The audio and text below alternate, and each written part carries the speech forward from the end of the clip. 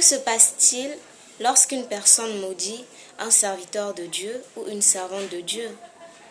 Maudire un serviteur ou une servante de Dieu est un acte spirituellement dangereux et très grave. Voici ce que cela peut impliquer. Premièrement, tu touches à une personne consacrée. Selon Psaume 105, verset 15, il est dit « Ne touchez pas mes oies, ne faites pas de mal à mes prophètes ». Maudire un serviteur de Dieu revient à s'opposer à quelqu'un que Dieu a mis à part pour une mission. Cela peut attirer un jugement spirituel. Deuxièmement, la malédiction peut se retourner. Dans la Bible, ceux qui ont attaqué injustement les envoyés de Dieu ont souvent subi des conséquences. Exemple, Corée, Dathan et Abiram, ou les enfants qui se sont moqués d'Élisée. Troisièmement, tu ouvres une porte à l'ennemi.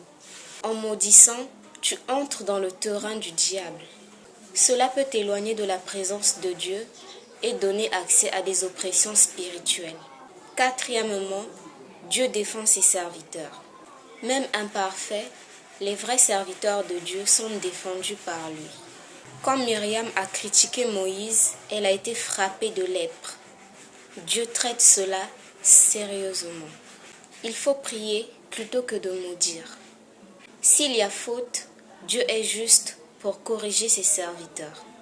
Mais maudire, c'est se mettre en danger spirituel. Des paroles de malédiction ou d'insultes peuvent ouvrir des portes au jugement ou à des oppressions si elles ne sont pas suivies de repentance. Est-ce que cette malédiction marche? Non. Une malédiction lancée contre un véritable serviteur ou une véritable servante de Dieu ne peut pas fonctionner tant que cette personne marche dans l'obéissance à Dieu.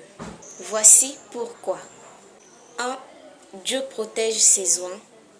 Dans Proverbe 26, verset 2, il est dit que la malédiction sans cause n'a point d'effet.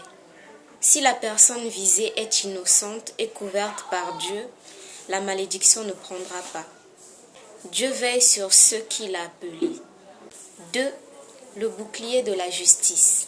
Un enfant de Dieu qui vit dans la sainteté est entouré de la grâce et de la puissance divine. La malédiction peut être prononcée, mais elle est comme une flèche qui rebondit contre un bouclier invisible. Parfois, ce genre de malédiction revient sur celui qui la prononce, surtout si elle est injustifiée. Nombre 23, le verset 8. Balaam n'a pas pu maudire Israël car Dieu les avait bénis.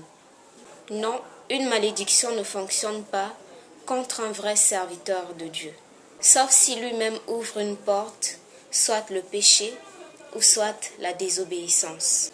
Dieu reste le défenseur de ses envoyés. Soyez bénis.